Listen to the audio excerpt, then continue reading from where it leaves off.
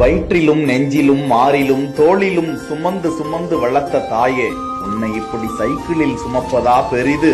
உன் வயிற்று பசிக்கு என் வாய்க்கு ஊட்டி விட்டு நிரப்பிக்கிட்ட தாயே, உன்னை பேரிலும் காரிலும் அழைச்சிட்டு போவ வசதி இல்லாத பாவி ஆயிட்டேன். இப்பவும் மகனே உனக்கு தொந்தரவு கொடுக்கிறேனா நானு என வேதனைப்பட்டுக்கிட்டே வர உன் மனசு இருக்கே, அதுக்கு இந்த பூ உலகமே தலை வணங்குது.